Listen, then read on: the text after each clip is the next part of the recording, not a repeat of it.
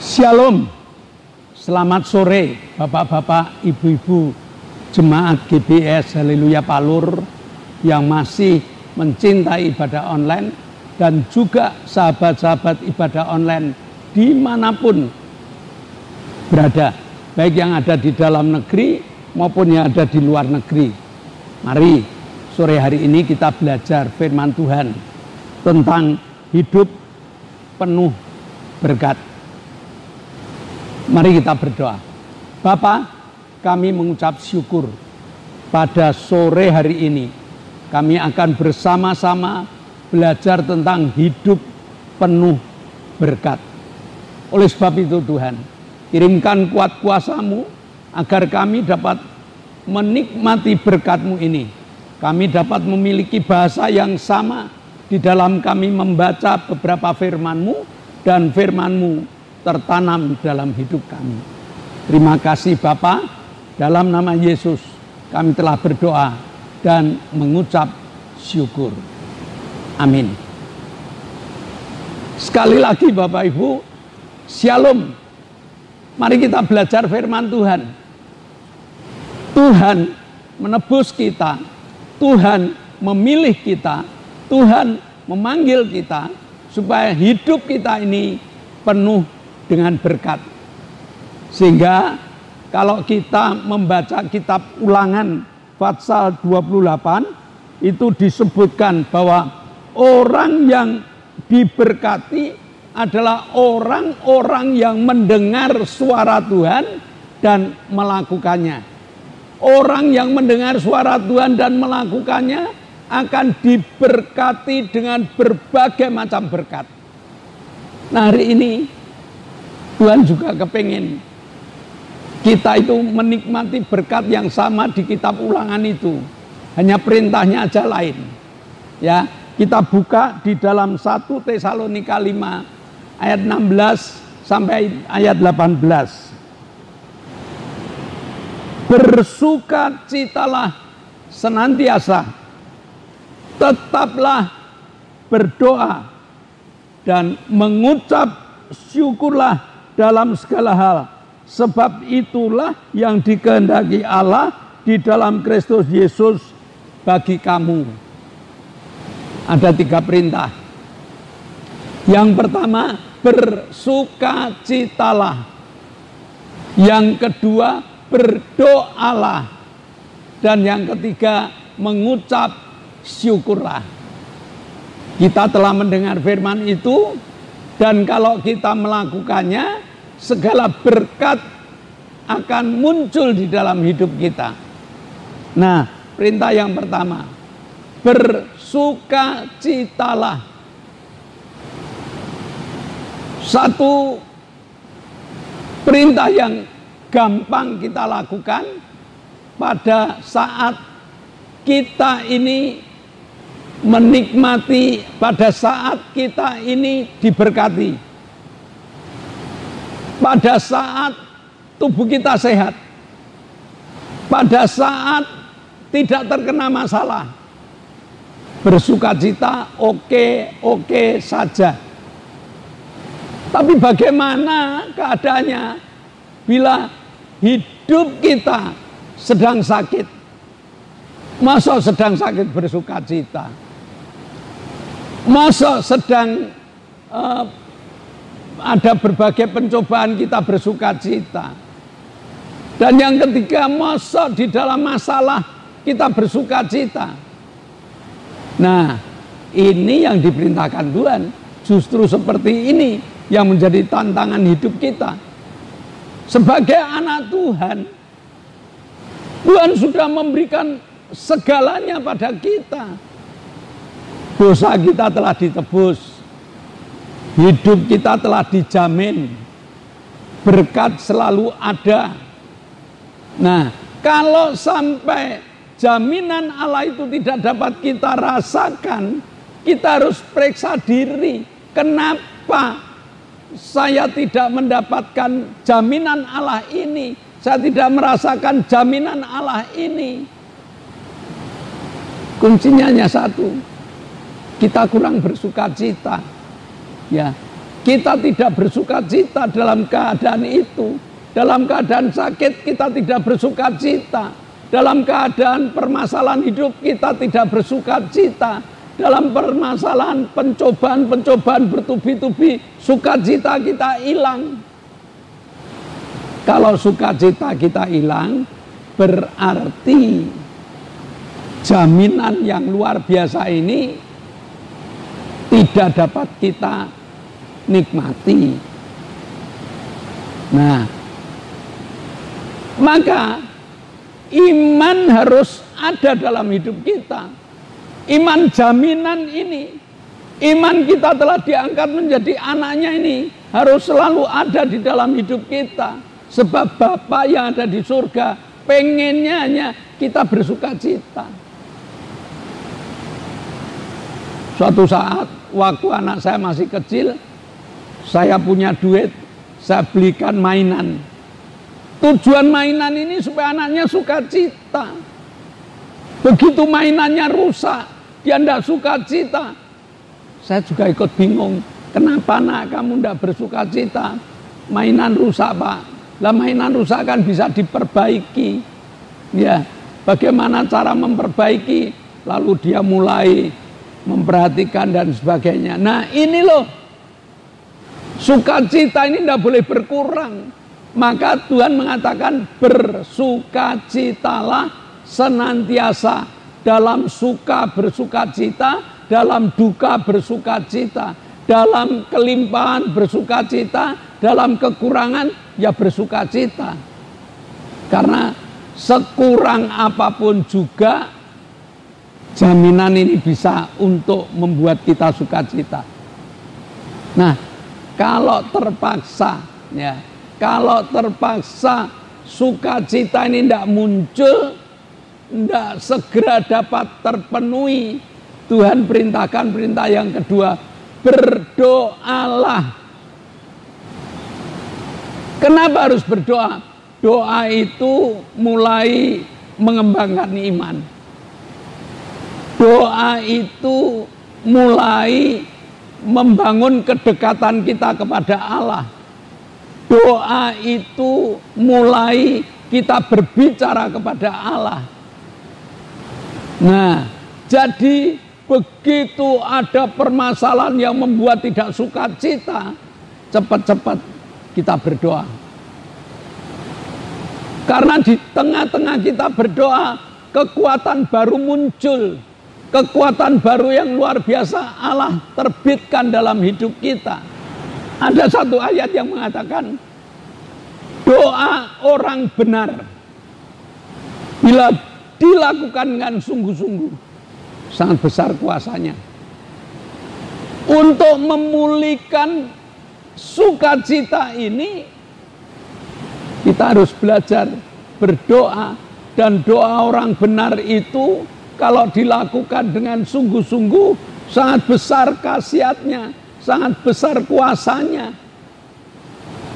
Nah, supaya doa itu benar-benar menghasilkan kekuatan yang besar, mari kita pelajari. Jadilah orang benar. Jadilah orang yang takut akan Tuhan. Jadilah orang yang memusuhi dosa. Mulai kembangkan iman percayamu bahwa doa orang benar itu sangat besar kuasanya. Nah, jadi tujuan Allah memilih kita, mengambil kita supaya hidup di sepanjang perjalanan hidup kita bersukacita. Kalau suatu saat sukacitanya menurun, berdoalah. Karena dengan berdoa ini kita membangun kedekatan. Dengan berdoa ini kita berkomunikasi. Dan komunikasi ini akan dijawab oleh Allah dengan doa orang benar. Sangat besar kuasanya. Nah, perintah yang ketiga, mengucap syukurlah. Karena itulah yang diperintahkan Allah di dalam Tuhan. Orang percaya harus selalu mengucap syukur kepada Tuhan dalam segala keadaan, bersyukur. Bangun tidur katakan, aku bersyukur Tuhan, aku dapat membuka mata. Aku bersyukur Tuhan, tanganku bisa aku gerakkan. Aku bersyukur Tuhan, kakiku dapat untuk berdiri. Ya, agak siang sedikit, bersyukur Tuhan, sudah ada makan pagi. Bersyukur aku dapat pekerjaan, aku boleh bekerja, dan seterusnya. Hidup penuh ucapan syukur. Karena Allah telah mengatur hidup kita. Ya, di dalam Mazmur dikatakan, pada saat kita tidur, Allah itu sudah mengatur berkat. Berkat jam 6 pagi apa, jam 7 apa, jam 8 apa, sampai menjelang tidur. Berkat itu sudah ditata rapi oleh Tuhan. Hanya orang yang tidak bersyukur saja, yang diberkati dengan model apa, mereka tidak bersyukur. Nah, orang yang tidak mampu bersyukur, orang yang tidak suka bersyukur adalah orang sombong. Kenapa? Karena mereka merasa bisa. Jadi saya tidak perlu bersyukur kepada Tuhan. Saya bekerja ini memang karena saya pinter. Saya bekerja ini memang saya kuat. Saya dapat berkat ini memang karena tenaga saya. Sombong. Tuhan mampu menghilangkan segalanya dengan sekali hembusan saja. Contoh si Ayub. Ayub adalah orang yang paling kaya, memiliki anak yang nurut pada orang tua. Tapi bagaimana cara Allah untuk melenyapkannya? Sekali hembus, harta miliknya habis. Hari itu juga habis. Hari itu juga anaknya habis. Jadi jangan ada di antara Bapak Ibu yang sombong, tidak mengucap syukur kepada Allah. Karena Allah itu segalanya di dalam hidup kita. Orang yang mengucap syukur artinya orang-orang mengakui hebatnya Allah di dalam hidup kita. Orang yang mengucap syukur artinya orang yang mengerti benar bahwa tanpa Allah aku tidak dapat berbuat apa-apa. Yohanes 15 dikatakan, tanpa Yesus kita tidak dapat berbuat apa-apa. Sehingga mengucap syukur ini penting banget dalam hidup kita. Selain kita bersuka cita, untuk mengekalkan sukacita, untuk membuat sukacita ini makin hebat, mari kita syukuri. Tanpa Tuhan, hidupku tidak seperti ini. Ya, andai kata aku di luar Tuhan, hidupku, aduh, sudah daun kering aja lebih berharga daripada kehidupan kita. Oleh sebab itu, di dalam ayat yang ke-18 dikatakan, mengucap syukurlah. Karena itu yang dikehendaki Allah di dalam kehidupan kita. Jadi, apa yang diperintahkan Allah kepada kita? 3 hal. Bersukacitalah, berdoalah, mengucap syukurlah. Kalau kita mendengar perintah ini dan melakukannya, maka segala berkat akan dicurahkan untuk kita. Jadilah anak-anak Tuhan yang menikmati segala berkat yang Allah kirimkan untuk kita. Mari kita berdoa. Bapa, kami mengucap syukur. Hari ini firman-Mu sangat sederhana. Firman-Mu luar biasa. Mengingatkan kepada kami tentang tugas yang harus kami lakukan agar berkat-berkat itu turun. Meteraikan di dalam hati, jiwa dan roh kami. Dan dalam nama Yesus kami telah berdoa dan mengucap syukur. Yang percaya katakan Amin. Shalom Bapak Ibu. Kita telah mengakhiri ibadah, dan sebelum kita berpisah satu dengan yang lain, ada beberapa pengumuman.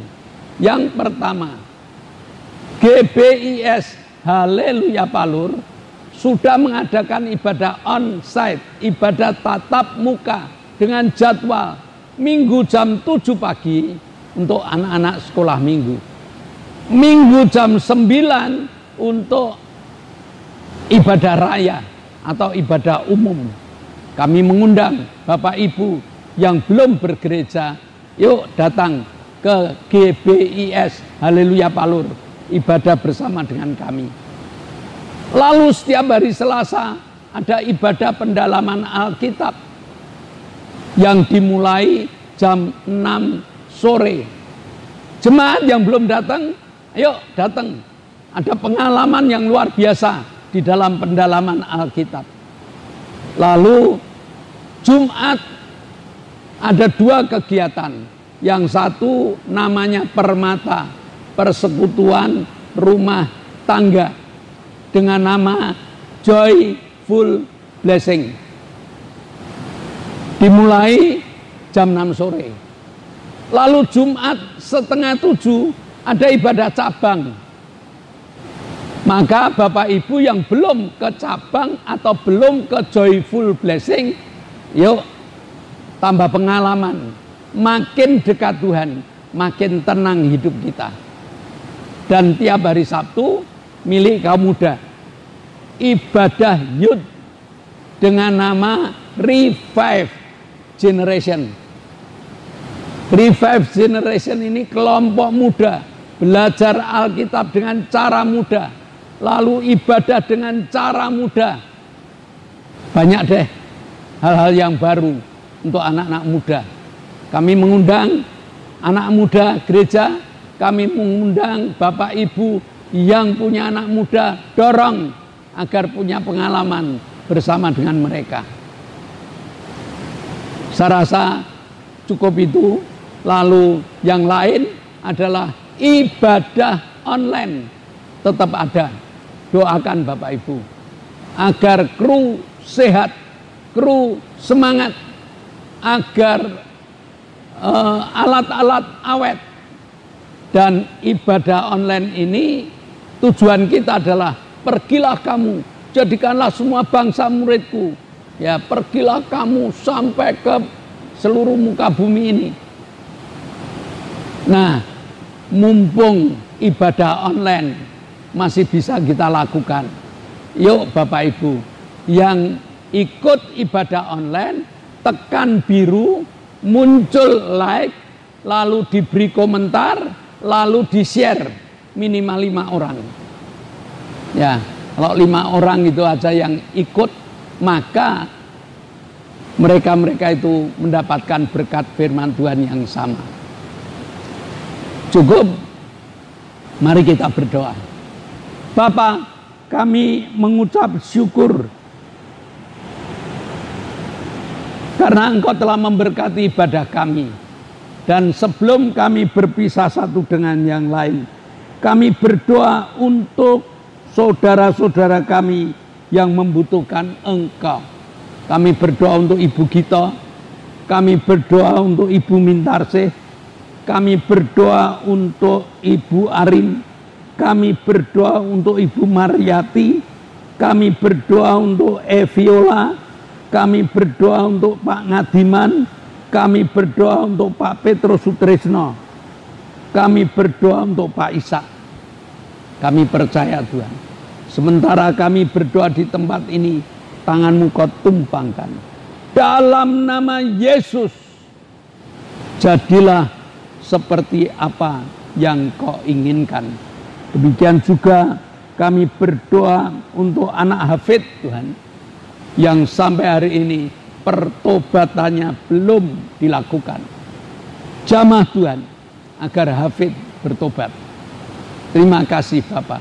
Kami bersyukur Engkau telah menyembuhkan Pak Gito, Engkau telah menyembuhkan Ibu Bambang, Engkau telah menyembuhkan Ibu Satinem. Mereka telah siap untuk mewartakan Injil-Mu. Terima kasih Bapa. Sebentar kami akan berpisah satu dengan yang lain. Namun kami percaya Kau telah membuka tingkap-tingkap langit-Mu. Kau telah mencurahkan segala berkat-Mu. Maka terimalah berkat untuk rumah tanggamu. Terimalah berkat untuk usaha pekerjaanmu. Terimalah berkat untuk rancangan-rancangan hidupmu. Berkat jasmani, berkat rohani terus mengalir, mengalir dan mengalir limpah. Sampai setiap orang pun akan mengatakan engkau diberkati. Dan jika kita berpisah, bawalah berkat dari Allah Bapa, cinta kemurahan dari Tuhan Yesus Kristus, serta persekutuan Roh Kudus menyertai engkau mulai hari ini sampai Maranatha, Tuhan Yesus datang yang kedua kali. Yang percaya katakan amin. Shalom. Tuhan memberkati.